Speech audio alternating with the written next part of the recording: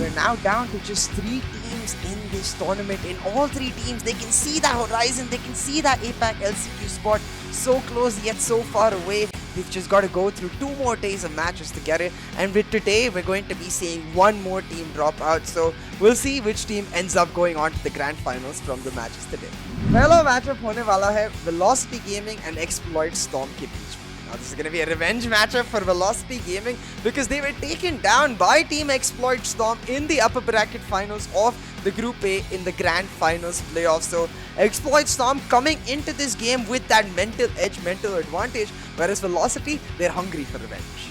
Now if you look at the Mavito for both of these teams, I think what we do expect in general is that Exploit Storm will continue on with their comfort ban of Haven because it is also a relatively strong map for Velocity Gaming. Now for Velocity Gaming, they have a lot of options because in general they can ban out that map of Split, which every team does against Exploit Storm because of their strength on it, but is given the fact that they beat Global Esports in Split today, I think they will want to play that map. So I'm expecting a ban of Bind from Velocity Gaming because Exploit Storm have looked extremely good on Bind. They look like they're just as strong on Bind as they are on Split, and they've also showed the possibility of playing different compositions on Bind. So with that, I think taking that off the table will be the smartest move for VF. Now if you look at the composition screen, you'll notice very similar styles for both of these teams across the maps. What is striking though is the fact that Exploit Storm are very free with who they play what agent on.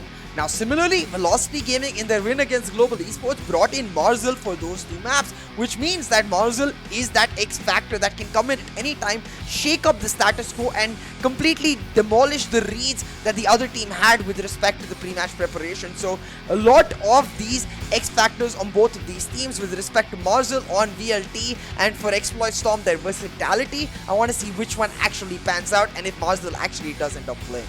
Now the next matchup we're going to have is a lower bracket matchup between Global Esports and the loser of Velocity and Exploit Storm. And for Global Esports, it's all about making that miracle run from the lower bracket after a disappointing finish against Velocity Gaming in their last map. They lost out, so now they're hungry for revenge. They've taken down Enigma already, and now they're looking for their next prey.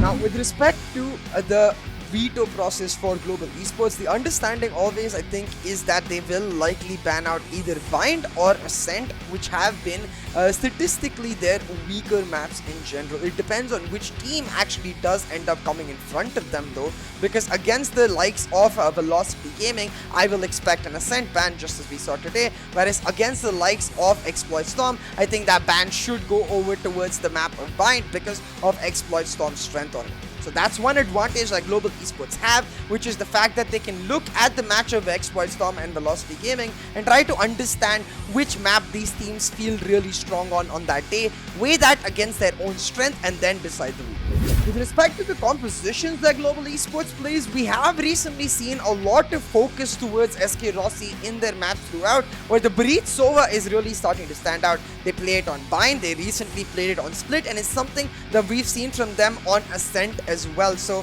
I want to see if they can have something prepared besides the SK Rossi win condition, where they funnel many resources into him, because they're gonna need something up their sleeves to try and surprise their opponents and pick up the win, because otherwise the result might be similar to what we've seen before, where Global Esports got pushed down into the lower bracket in the first place. They need something new, they need something fresh.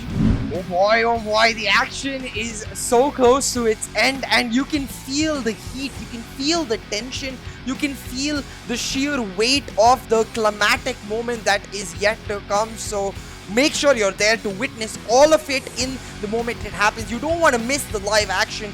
Hit that subscribe button, get the notifications bell on, and I'll see you with Finals Day 2 today.